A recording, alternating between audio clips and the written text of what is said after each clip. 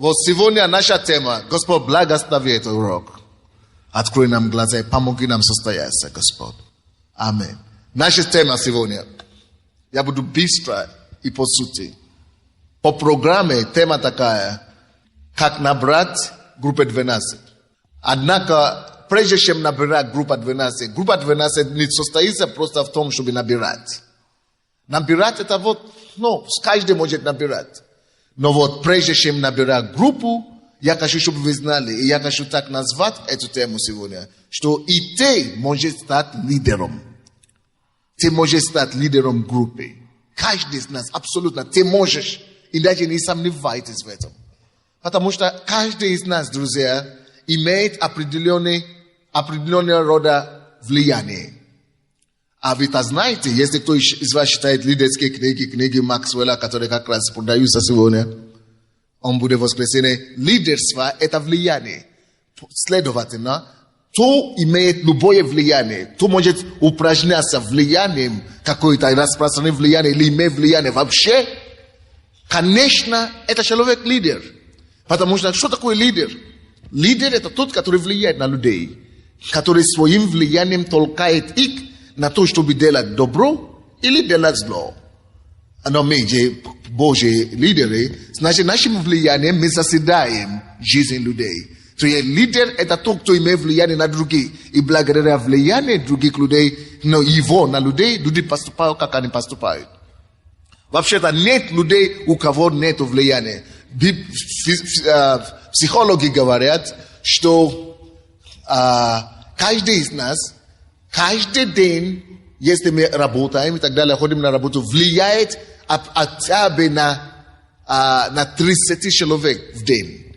А в год каждый из нас до 30 тысяч человек влияем. Вы знаете, что даже когда вы ходите по метро или на улице, допустим, я одет вот так, да, как я сейчас одет, яркий, да? Вы знаете, это тоже влияние. У кого-то создается впечатление, какой интересно. Допустим, вы ходите на улице, вы заметили, я что-то не заметил такой свет.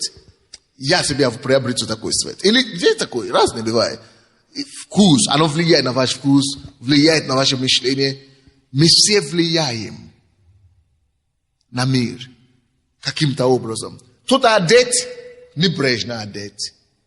И отвращение, неприятно. Это тоже влияние. Мы все влияем. И не думай, и не скажи, что ты не можешь быть лидером. Потому что лидерство обозначает влияние. Все, кто могут как-то влиять на людей, он не лидер. Только некоторые это не осознают. Некоторые это не знают. Некоторые не замечают. Некоторые недооценивают свое влияние на других. Но из-за нашего мирского воспитания, что некоторые люди рождаются лидерами, а вот он лидер по натуре, а вот она у меня жена такая, вообще-то лидер, а я... Нет. Только есть разного уровня влияния лидера, и есть разного масштаба лидера. Допустим, есть лидеры, которые рождаются действительно, некоторые люди, и очень мало процентов людей, может 10% людей, которые рождаются уже ярко выраженным лидерским качеством. Но не все. Есть такие. Однако даже таким, чтобы они состоялись. Слушайте внимательно.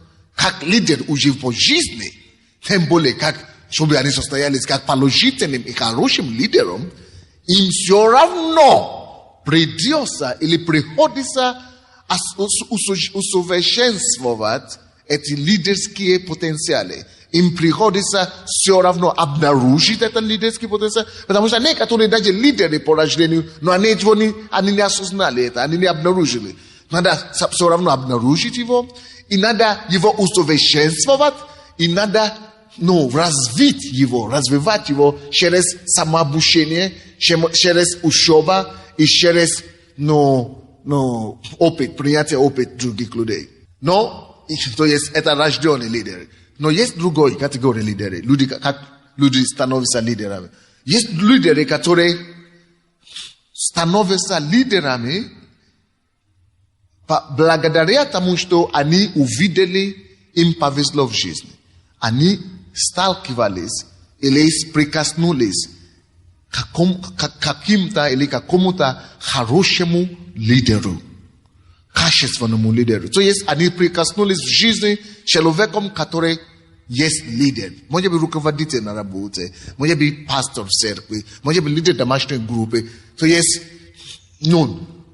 они, может быть, даже они не думали, что они когда-нибудь станут лидерами. Или они никогда не мечтали, что у них есть лидерские какие-то качества. Но благодаря тому, что они встретились с этим человеком, который их поощряет, который их вдохновляет, который их учит, который их как бы ведет за руки, они начинают тоже через послушание, через исполнение обязательств, какие-то задачи, через старания свои, они вдруг начинают также реализовывать и также осознавать, что действительно они могут стать лидером. Вот, хочу вам сказать, то есть без скромности, да? Но это правда, что вам повезло попасть в такой церкви, где вас, не только я, но все наши пасторы, мы вдохновляем постоянно. Кто из вас когда-то ходил в церкви какие-то другие, пятидесятники, баптисты, никому не носишь, ты сидишь и все. Самое главное, чтобы ты приходил в воскресенье. Но тут вас воспитывает, вдохновляет и так далее. Это редкость. А в миру это есть. Но надо платить, чтобы туда попасть. Допустим, Джон Максвелл, он лидер, и он может других учить, но за один урок ему платят $70,000. А летом, потому что я сейчас взял курс на то, чтобы помочь, через 10 лет, я уже раньше это говорил, каждому человеку в нашей церкви стать, кто состоялся, кто хочет, но кто желает, чтобы каждый обязательно состоялся. И я хочу, а Бог мне говорил недавно, что он хочет миллионеров поднимать, да, доверить людям миллионов. И поэтому я сейчас буду работать над этим. Даже если надо платить, я буду, самый ключи со всего мира буду приглашать к вам. Поэтому вот сейчас Джон Максвелл будет, а потом на годовщине будет один, который заработает 10 миллионов фунтов за 2 года на годовщине, приедет с Англии. То есть он научит нас тоже, как сделать первый миллион, как зарабатывать деньги. А потом летом с Австралии другого тоже приглашу, которому платят $2 миллиона за один семинар. $2 миллиона. Короче, готовьтесь. И если кто из нас будет желать, и, нам повезло, мы попали в эту категорию людей, что даже если мы думаем, что мы но мы уже попали в такую церковь, где тебя вдохновляют, то вот это вторая категория лидеров, как люди состоятся. Ты можешь начинать просто послушать то, что тебе говорят. Допустим, вы знаете, как один из способов, как вы можете реализовывать, потому что много занятий дома, когда примите решение, что на этой неделе вы будете делать ваши библейские учения с помощью этих книг, пособия зеленые. Просто читайте их с самого первой страницы. Просто вместо Библии даже, потому что там уже Библия написана. И будете выполнять то, что там написано. Если вы будете время читать, это тоже Библию. И вы увидите, что слушай. Я могу все это делать, это реально. Потому что там у вас пробудится. И вы сможете начинать реализовывать себе, чтобы время не прошло.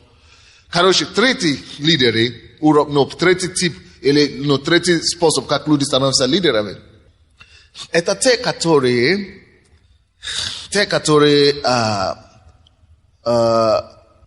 кому повезло в жизни, вы тоже, можно вас тоже считать в эту категорию, я говорю за те, которые видели хороший пример, да? А сейчас я же говорю за те, которые имели хорошего руководителя, который их берет за руку и учит их, как становиться в жизни, как состояться, как стать человеком. То есть ментор, как это называется, наставник. У кого хорошего наставника? Вы знаете, каждому человеку нуждается в наставнике. Каждый человек нуждается в наставнике. Если те предыдущие, которые я говорил, во второй, который я говорил пункт, это те, которые просто видели хороший пример и смогли учиться у него самим, проявить это сам. А здесь So тебе ведут, тебя наставляют, тебя учат, тебя делают семинары, уроки, занятия, но учат тебя, ведут, кто-то над тобой работает. Вот почему у нас группа 12. Чтобы каждый входил в какую-то группу, чтобы его вот так сделали, наставник его вел, показал, что-то учил. И поэтому мы не навязываем к никому ходить именно в эту группу. Выберите себе, кого вы уважаете. Чтобы он мог вас наставлять, чтобы вы могли у него учиться. Потому что каждому из нас это надо. Вы поняли меня? Это третий по категории людей. Как люди становятся лидерами. Четвертый способ, как люди становятся лидерами, это те, которые сами саморожденные. Саморожденные, можно так? Самородки. Вот это самородки, которые просто решили просто самим состояться. Просто решили над собой, у них никого нет, чтобы их учить, нет наставников, они, может быть, особых примеров не видели, но они просто занимаются над собой, бьются, они себя режут, они себя дисциплинируют, они идут на учебу, они поступают, они занимаются, они платят деньги, они зарабатывают гроши, чтобы только потому, что они поставили перед собой задачу состояться как лидеры. И эти люди очень часто становятся успешными и великими лидерами. Итак, мы все лидеры, и мы все можем стать вот лидером. Мы можем состояться как лидер. Но потому что у нас, внутри нас уже заложено влияние. Допустим, муж, если вы муж, это тоже уже лидерство. Даже если это самый слабый муж, он авторитет для своей жены. Может быть плохой, может быть не слабый авторитет, но даже если он слабый авторитет для жены, то он все равно авторитет для детей, потому что он папа. Даже вы замечаете, как даже алкоголики отцы, и то перед детьми они пользуются авторитетом. Потому что он папа. У него все равно влияние. Может быть отрицательное влияние, но все равно влияние. Вы понимаете, что я говорю? Допустим, жена. Я вижу некоторые женщины, они вообще никакие, то банные. А для своих детей мама авторитет. Потому что у нее влияние перед детьми. Особенно, когда дети еще маленькие. Даже дети, сколько детей мы видели в школе, их бьют и так далее. А когда они приходят домой, вместе с их нашими братьями, лидер, влияние. Между детей на площадке. Посмотрите, видишь, один сразу ведет другой лидер. Или прямо в классе, один лидер. А те, которые вообще слабые в классе или на площадке, он приходит к себе домой, лидер, даже мама уже приказывает. Потому что все имеют влияние, только они не знают. Допустим, я это рассказывал пасторам, когда я учил эту тему. Однажды я заходил в туалет, вижу очередь здесь. Я думаю, а чего вы в очереди? Не заходят. А кто-то там внутри, никого нет. А чего вы не заходите? Я говорю, я захожу, давай я зайду. Как на меня, как кто-то наехал, прозвучил, кто-то, нельзя, я говорю, нельзя. Оказывается, что это наша уборщица. Все мужиков построила, и там никто не мог заходить. А вы думаете, что уборщица это никто? И скорее всего, она думает, что она никто. Но когда это ее территория, ее сфера внимания, ее сфера влияния, это ее земля. Даже если вы считаете, что вы самый слабый человек, это пока вы не найдете свою землю. Как только что вы найдете свою землю, вы гигант. Вы там гигант. У вас влияние там будет колоссально. Почему? Потому что Бог, когда Он создал человека, создадим человека по образу и подобию нашему, чтобы они господствовали, мужчины и женщины, чтобы они господствовали. Что такое господствовали? Руководили. Чтобы они были руководителями. Это значит, мужчины и женщины, если он человек, он руководитель. Автоматически. Поэтому он говорит, господствуйте над рыбами, над землями, над птицами, над теми. Поэтому написано, господствуйте. Каждый человек может это делать. Но он не говорит, допустим, Vei, mужчины, vei господствуйте над женщинами, нет. Мужчины и женщины могут господствовать. Поэтому один человек не написано. Там единственный, над кем нельзя господствовать, это над человеком. Потому что сам человек должен господствовать. А где? На своей территории. Как только что человек находит свою территорию, он там царь. Потому что мы цари, священники. Но, где бы ты ни был, когда ты находишь свою территорию, ты царь. Поэтому никому не позволено господствовать над другим. Потому что каждый должен на своей территории господствовать. А кто я? Я помогаю вам найти свою территорию и найти свою власть там. Не я господин над вами. Нет, я должен вам помочь сращивать вас, стать царем на твоей территории. Вы понимаете, да? Это поэтому мы подчинение и так далее. Помогаем друг другу, чтобы мы состоялись. Поэтому, братья и сестры, даже, допустим, пример такой, посмотрите. Я прихожу, вы знаете, я не принял, потому что нельзя, но если бы можно бы принять такое решение, я бы уже принял. Не ходить больше по магазинам. Особенно по советским магазинам. Потому что ты приходишь туда, продавцы становятся не то, что царями. Чушь Господь Бог. Кто понимает, о чем я говорю? Продавцы с тобой творят, что хотят. Я говорю, а можно мне? Нельзя. А чего? Девушка, мы уже стоим здесь 30 минут. А что мне говорит? Она никто вроде бы. Это, допустим, депутат стоит и говорит. А он никто, потому что это ее место. Я однажды с депутатом заходил сюда. Как наехал на всеми нас. А депутат вынужден. Потому что это ее место. Когда каждый находит свою территорию, он царь. Поэтому вы все лидеры. Только вам надо начинать направлять вот эти ваши... Найти свою территорию. И это влияние, которое вы Богом дано вам, которое у вас живет, начинать его направлять на то, чтобы заседать. Назидать. So есть, но проблема наша в том, что никто нас не учил направлять свои силы, свое влияние на заседание, на назидание. Никто нас не учит это. Мы просто позволяем эти влияния, чтобы они распылялись по всем сторонам. И мы даже и не знаем, что у нас влияние. Но надо научиться сконцентрировать это влияние вокруг себя.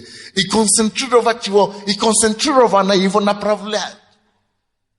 Допустим, может быть, с вами уже все это было. Когда мы с вами учились в школе, или где-то работали, и потом мы ушли с этой школы, или мы ушли с этого института, и потом мы встречаемся с теми людьми, с кем мы учились, или работали, или коллегами. Они потом говорят, так было жалко, когда ты ушел из нашего общения, из нашей дружбы. Или они нам говорят комплименты. Я тебя помню, ты всегда так хорошо улыбался. Да? Ты всегда меня так вдохновлял. Да? Мы даже сами не верим, сами себе не верим, что мы можем на кого-то влиять. Мы все носим это. Но надо это ухватить. Надо это осознать, верить в это, что это действительно есть в тебе. Ты не какой-то депрессантка или депрессант какой-то. Нет, ты личность, которая создан с этим влиянием. Итак, надо научиться организовывать это влияние, направлять это влияние. Что мы делаем с нашим влиянием? Напишите. 3 вещи. Это треуголка, или как? Треугольное влияние лидера. Всякий лидер имеет эту треуголка. Первое, на что мы делаем? Первая уголка. Треуголка работа лидера. Но первый угол, можно так сказать. Это то, что нашим влиянием мы должны использовать на то, чтобы направлять тех, которые вокруг нас. Или которые возле нас. Если ты что-то знаешь, это уже направление. То если у тебя есть какая-то задача, какой-то цель, ты видишь какую-то цель, все. Просто группируй эти людей, которые там вокруг себя. Допустим, у меня соседи, который не видят небо, не видят рай, не видят ад. Это люди, которые не знают, куда вообще они идут. Но я-то знаю, что есть рай. Я-то знаю, что есть ад. Поэтому я должен найти способ, чтобы направить. Что слушай, ребята, есть там. Есть цель. Есть, посмотри. Ребята, есть что-то там, которое вы не видите. Лидер должен использовать свое влияние, чтобы открывать другим глаза на то, чтобы они видели направление в жизни. Братья и сестры, заметьте себе, что я говорю, лидер – это влияние. Следовательно, лидер – это не заставление, это не насилие. Люди начинают противостоять нам и не воспринимать нас, когда мы начинаем на них нажимать. Давид. Когда мы начинаем какое-то усилие, насилие. Если они под нами, это другое дело. Если они твои работники, это другое дело. Но если они от тебя не зависят, ты не платишь им, их не успех не от тебя зависит, ты не имеешь права, ты должен только влиять. Влияние, руководство через влияние самое эффективное. И поэтому мы просто используем влияние. Поэтому самый лучший способ набирать группы, напишите, один, это влиять, а не звать людей. И не толкать людей в церковь или в группу, а просто влиять. Потому что влияние всегда косвенно. Влияние всегда сдалека чуть-чуть. Влияние всегда не насильно. Влияние всегда мягко.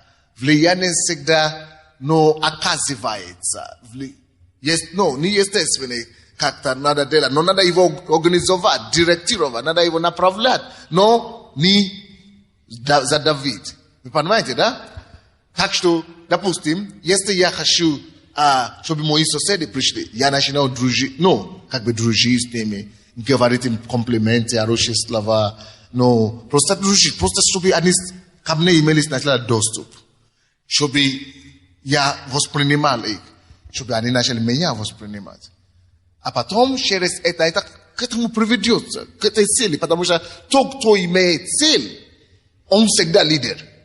Он всегда ведет. Потому что ты видишь куда-то. Поэтому рано или поздно не он тебя доведет куда-то, а ты. Потому что ты видишь, куда ты его хочешь вести. Ты видишь свою цель. Это спасение для него. Но ты это не говоришь. Если ты начинаешь бить ему головой молотком, это твоя цель. Он убежит, ты его потеряешь. Так что это первый угол, то, как лидер, любой лидер использует или должен использовать свое влияние. Второй, между прочим, вот это, что я говорю, треугольника лидера, это моя во сне. Сегодня я спал, и я чувствую, я молюсь в духе. А я говорю, я же сплю. А я молюсь. И я в этом сне, когда я молюсь на языке, мне в голове приходит интерпретации такие. И я понял, что это Бог мне готовит к лидерскому на вечер. Короче, второй, это дать первое, это дать направление людям. Второй, это помочь тех, которые вокруг вас, видеть что-то в себе, чего они раньше не видели. Помогите им осознать, что, слушай, у них есть что-то в себе. Больше, чем они раньше знали. И помочь им видеть, кем они могли бы стать, если бы они осознали того, что вы преподносите им. Помогите им через ваше влияние обнаружить себя, найти себя, понять себя и видеть, что, слушай, они могли бы стать тем или тем, если бы только они знали, кто они есть. И вы на них открываете глаза на себя же. Вы поняли меня, да? Третий угол. Лидер, который имеет позитивное влияние, всегда будет это его влияние использовать, чтобы восполнить потребности и нужду людей, кого он ведет, или людей, которые его окружают. Если он использует свое влияние, чтобы восполнить, он видит нужду этих людей, И он начинает использовать свое влияние, чтобы восполнять эти нужды. Чтобы потребности это обеспечивать решение, ответы на эти потребности людей, которые... Он, короче, использует свое влияние, чтобы окружающие его людей привести к счастью, к радости, к удовлетворению. Треугольника влияния лидера. Теперь, по-быстрому, какие практические шаги, как вам набирать свои группы 12? Это вторая часть этой темы. Первое. Можно набирать группу только если вы будете любить людей, этих людей. Братья и сестры, это труд любить людей. И вам надо принять решение этот труд совершить. Принимаю решение любить. Вообще-то любовь это решение. Кто-то говорит, я его больше не люблю. Я один раз любил. Любовь это решение. Если вы примете это решение, на это решение придет Божья благодать. Поэтому, если мы будем любить наших соседей, мы напишем им письмо. Мы оставим им газеты.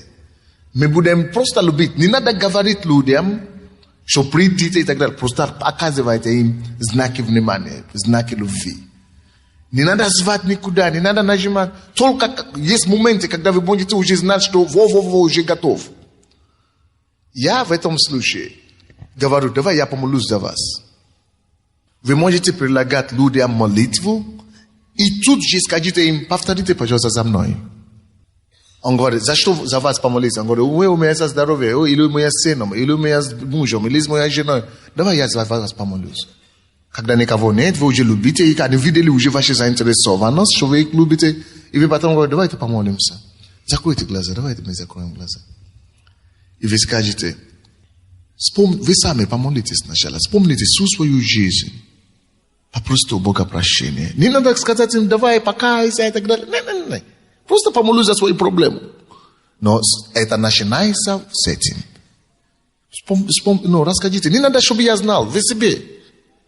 При себе молитесь. И он молится. Короче, вы знаете, вы ему говорите, как молиться, что сказать. Короче, пока он закончит эту молитву, он уже покаянный. И Дух Святой уже сошел, но он уже не знает, куда себя деть. Только прилепляется к вам и все. Или же, если вам тяжело это делать, или же вот так, почему я говорю, с кем бы я ни говорил, депутат, миллионер, миллиардер, сразу каюсь. Потому что мудрость. Или же можно просто сказать, после разговора, хорошо, я хочу, я верующий, и я всегда молюсь за людей, с кем я. Не надо ждать, пока они придут в церковь, никогда в жизнь, или на группу. Не все на это готовы. Поэтому просто там, где они уже вас слушают, 5 минут слушают вас, это уже хватит для покаяния. А вы просто говорите, давай я за тебя помолюсь. Не надо руку вот так махать. Просто говорите, давай я за тебя помолюсь. Все нуждаются в молитве. А он говорит, молись. Хорошо, давай помолимся. Ну, доброта такой. Давай, закрой глаза. Скажи, я за тебя, дай руку. Или, давай, я за тебя помолюсь.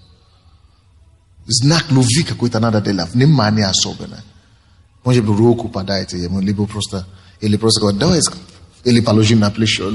Давай, повтори за мной молитву. А он скажет, хорошо. Он видит твою серьезность, заинтересован. Не надо говорить, не надо его сначала согласие получить, а просто ты уже молишься, как бы за него автоматически. Повтори, пожалуйста, за мной молитву. Скажи, Господь. Он сначала ничего не скажет внутри себя. Я говорю, нет, давай слушай. Давай. Или если ты не хочешь, давай, не надо. Но просто, чтобы я слышал, что ты говоришь, чтобы я мог знать, когда сказать следующую фразу.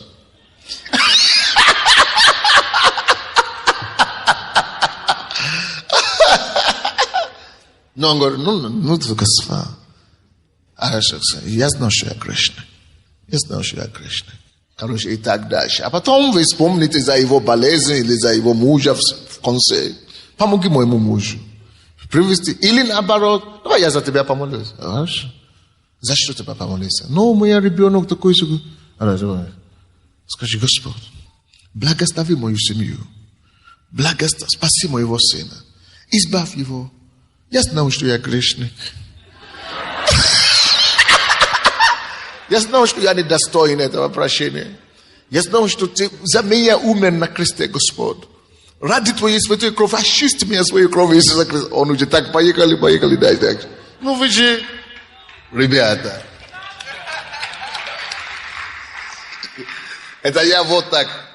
Однажды пастор София подошла ко мне и говорит: пастор, как вы это делаете? Сразу эти высокопоставленные, сразу покаяние переводите. Как это у вас? Я говорю: садитесь со мной пару раз. Теперь все у нее каются. Раз, она научилась, и теперь она в любой кабинет заходит без проблем. Сколько мы здесь имеем шансов выпустили? Короче, следующее. Но это делайте с любовью, со страданием. Всегда. Чтобы люди видели ваше сострадание. Любовь. Если люди видят любовь, никто не может устоять. Я вам говорю. Если люди отказываются, значит, вы еще их не убедили в эту вашу любовь. Или вы еще не, вашу уверенность, или доверие еще не показали им. Следующее. Не прилагайте людей прийти в вашу церковь или вашу веру. Прилагайте им решение на их проблемы. Я хочу тебе помочь. Заходи ко мне давай мы встретимся с тобой. А где встретиться? Можно у меня. В 7 часов как раз. Вторник. У меня там встреча. Ты можешь ко мне прийти. Может быть, раньше чуть-чуть домашней группы. Или как раз в середине домашней группы. И он придет и скажет: я хочу тебе помочь. Как раз эти люди тебе помогут. Тоже. Мы говорим за его проблему. И когда он приходит, говорит: о, братья и сестры, вы знаете, вот моя соседка или мой сосед, у него такая проблема, давайте поможем ему, я так за него переживаю. Но это должно быть искренне. И когда люди видят эту искренность, и когда люди видят, что действительно ты хочешь им помочь, нельзя отказаться от любви. Не тащите людей в группу, не тащите людей в церковь. Предлагайте им решение на их проблемы. А у всех есть проблемы. У всех, абсолютно. Это второй способ. Третий. Знаете, как я делаю? Я хожу по паркам.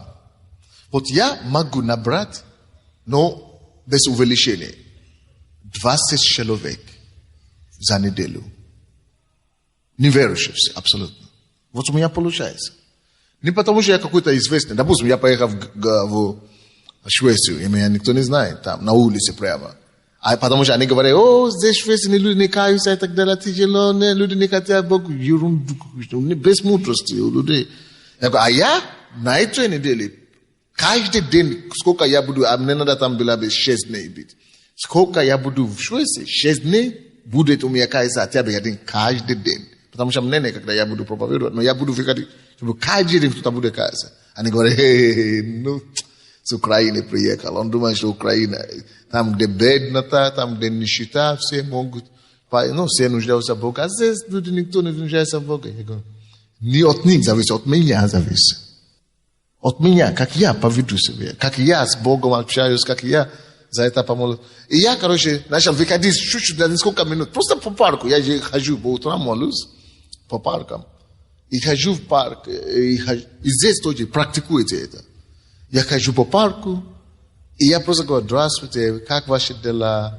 Но с добротой. А у меня же Бог благословит белыми зубами. А им странно, как-то, особенно здесь. На Западе это вообще легко.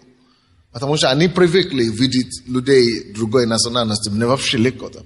А здесь в Украине мне тяжелее из этого. Потому что они начинают... То есть странно. Потому что я темно, они уже думают, пристает, говорят. Пристает. Но ничего. Короче, я все равно, чтобы они не думали, все равно это здесь делаю. И я тем более вам. Особенно, когда я с кем-то русский, мне вообще здесь легко. Потому что они видят, что он уже не страшно. Уже кто-то с ним.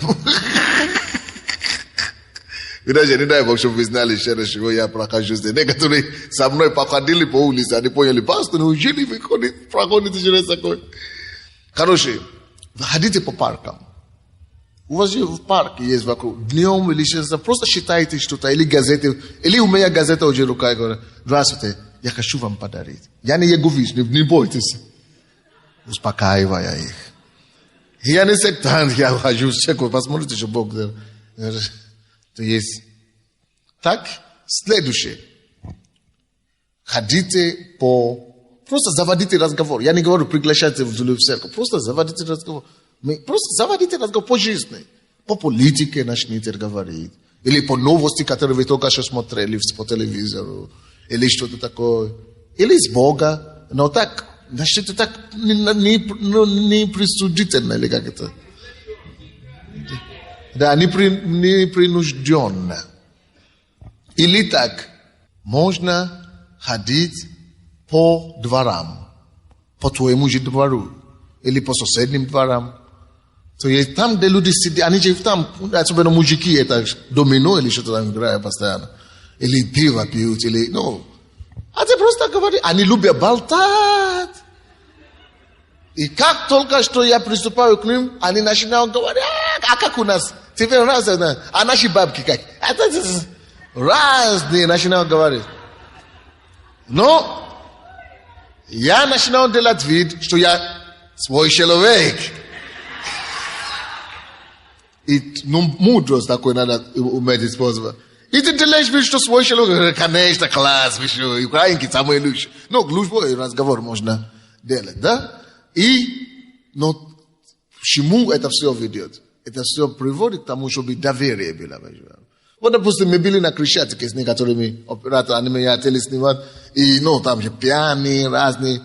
А я хотел открыть разговор, чтобы люди вокруг меня собрались. И я говорю, это все кто? Что значит за Ющенко? Это самое, разные, начинаю говорить, пьяные, меня дорогают туда. Я говорю, привет, дружок, привет. Ты что, конечно. Короче, начинаю говорить по их языку и так далее. И мои, ребята, мужчины, допустим, вот Арасесович, все уже хотели меня защищать. Ну что? То есть, потому что они-то знают, кто я. А мне хотелось, наоборот, не надо, чтобы в этом моменте я не пастор Сандей, я просто дружок. Да, потому что, к чему я это вам говорю? Потому что нам надо научиться разрушить эти барьеры. Да, Алена, да, тоже была. Я говорю, а чего вы молчите, которые вокруг меня, они телевидение, он держит камеру, он держит, снимать, не снимать. А чего вы замолчите, 15 минут, они вообще ни слова. А что, как тебя пастор ведет, как мы будем себя вести? А я говорю, а чего вы растерялись? А мы не знаем, как себя вести, потому что мы вас видим первый раз в таком качестве, или что он говорили, они говорили. Что мы не знаем, как себя вести, как это пастор запретит, это стать между ними, или... А пастор же идет к ним, он же, как нам, они на те, они некоторые ругают, а чего вы заехали к нам, это самое, чего? А я, не он чего. То есть, мне не надо здесь быть ни пастор Сандей, мне здесь не надо быть ни верующий, не надо быть, чтобы Христа явить. А это тело, это моя одежда, это мой костюм, где я нахожусь. Я должен как-то донести до них Христа. И если мы будем разрешить это религиозно, а некоторые начинают сразу спорить, ты не правый. А кто-то пришел и говорит, Сандей, это Сандей, я его узнал. Он мою жену собрал. Как только что моя жена пошла к нему в церковь, все, моя жена эту семью. Короче, там пошло. И он говорит, нет, это неправда. Люди начинают спорить и так далее. Я говорю, нет. Серьезно? Спасибо, что вы пришли. Вы что? Действительно? А как ее зовут? А вас как зовут? Слушайте, неужели? Не может быть. Вы что? Дайте мне ее фамилию. Это куда она ходит? Наоборот, наоборот. Если это действительно, я вам помогу. Я даю вам слово. Давайте, я вам телефон дам. То есть, потому что задача же не чтобы меня уважали или меня почитали. Задача, чтобы я Христа явил в этот момент. Так что ходите по паркам, ходите по этим соседним, это самое. Просто любите, прилагайте им любовь. Прилагайте им просто теплоту, общение. Вы не поверите, что это так просто завоевать людей. Я могу 100 человек набрать за неделю. Вот я такой. А поэтому мне постоянно тяжело. Почему люди не доходят? Как это тяжело для нас? Я не могу понять. Вот, где Валентина Григорьевна? Не вижу. Есть? Днепропетровск. Вот она постоянно со мной ездила домой, когда мы только начали церкви. Или пастор Наташа. Это кошмар. Я же не могу стоять. Я, допустим, никак не могу себе представить. То, что у меня машина сейчас, это трагедия для меня. Потому что я не могу представить себе, что я буду на автобусе, в автобусной обстановке стоять и не говорить, что я постоянно лезу кому-то. Но с любовью. Я каждую неделю раздавал минимум до 1000 пригласительных. Представляете, я такой. И в метро, везде, пускай смотрят, пускай зову, шоколад пришел, что он говорит нам. А я делаю вид, что я не слышу. Потому что кого я больше уважаю? Стыд за себя, что меня позорят, или то, что душу я могу, возможно, я спасу. Вот это меня кайф, меня двигает, как машина внутри. Я думаю, что если такая любовь горящая будет внутри каждого из нас, это элементарно набирать людей. Следующий, 3-й пункт. Или какой? 4-й пункт. Знаете, мы с вами работаем на работе или где-то еще мы выходим. Знаете, не надо даже наезжать на ваших работников. Вот я в церковь и так далее. Просто с работниками что нужно делать? Просто приноси им материалы. Приноси проповеди интересные. То, что им помогут. То, в чем ты видишь, что они нуждаются. Не просто потому что, пастор наш классный, они увидят негра и вообще убегут от тебя. Но надо найти, что может помочь им конкретно. Может быть, книгу какую-то, где у них проблема. Или что-то, которое... просто предлагайте им материалы. Вот что касается работников, на работе и так далее. Просто предлагайте, допустим, подпишите на них газеты нашу. Или просто приносите им каждый месяц газеты. Читать. Или литературу Джон Максвелл. Или другие люди. Или пастора Сандей. Потому что, оказывается, очень многие люди каются по моим книгам. Для них это просто какой-то шок. А мы уже привыкли к этому. Они каются. Вот. Просто предлагайте им материалы всего лишь. Материалы. Просто материалы. Пока они сами не начнут задавать вопросы. Как только что вас начнут воспринимать, 5 минут достаточно, чтобы первый эксперимент, который я вам говорю, что давай я за тебя помолюсь. А ты не хочешь, чтобы я за тебя помолюсь? Все хотят, 90% хотят. А повтори, пожалуйста, со мной молитву. Все. Пока он говорит, Дух Святой, войди в мое сердце. Иисус, войди, очисти меня свою кровь. Дух Святой, это же Дух Святой делает работу. Пускай он будет неискренен, но Дух Святой, если он прикоснется к нему, все уже. Сколько из нас первый раз тоже неискренен? Но Дух Святой не отпустил нас, и все. Следующее. Найдите людей, которые уважают вас. И не надо тоже на них давить идти. Но просто направьте ваше влияние. Потому что если они уважают вас, значит у вас есть влияние на них. Вот это влияние теперь возьмите. И начните направлять на то, чтобы их вести. Используйте это уважение, чтобы их вести на пути истины. Чтобы подсказать, чтобы научитесь уважать ваше влияние на то, чтобы принести добро, жизнь и спасение людям. Вы поняли то, что я имею в виду? Я не смогу читать примеры давать, потому что я уже мое время вычерпано. Но давайте я расскажу вам. Девушки, подойдите. Следующее. Что касается наших родственников. Порой единственное, что надо, просто приглашать их к себе в гости. И в это время за чаем говорит, давайте я вам прочту. Такая-то книга интересная. Одну главу. И вот это наше пособие домашней группы. Я изберу одна страница. Это не тяжело, немного продать. Послушай, я прочту тебе, а ты мне скажешь твое мнение. Что ты скажешь по этому? Люди, родственники приходят к нам домой. Они говорят, я не хочу Библию. А это не Библия. Просто интересно. Я хочу просто послушать твое мнение. И можно вот так кумов наши все собрать вот так. Родственников. И вот так начинать интригу. Начинать не интригу, а разговор. А теплые отношения начинать налаживать. Просто начните с ними заниматься как бы. Даже если, особенно если они не против, просто занимайтесь с ними. Целенаправленно. Следующее. Здесь, в этой зеленой пособии, очень много подсказок, как набирать группы. Первые же страницы, первые же начальные, это самое. Возьмите на этой неделе и работайте над всеми неделями, задачами, и вы удивитесь, что Бог делает. Я лично, что я делаю? Когда я вижу, что мне надо, чтобы люди спаслись, я целую неделю беру и молюсь. Целую неделю. Ну, может, не постоянно, даже не на колени стою или специально, а просто хожу, вспоминаю, что надо, чтобы спаслись, это самое, надо, чтобы и постоянно держу в молитвенном состоянии. То есть молитесь, полагайтесь на молитву, полагайтесь на Бога. И эта молитва сделает свое дело. Может быть, поэтому у меня так быстро получается, я не знаю. Следующее. Всегда готовьтесь, занимайтесь. С утра считайте обязательно что-то, которое вы будете считать на домашней группе. Даже если вы не лидер, постоянно возьмите пособие и считайте. Место Писания, все прочтите. И эта подготовка в течение дня, она вам пригодится. Потому что вы встретитесь кому-то, кому обязательно надо будет что-то рассказать. Вы поняли меня, да?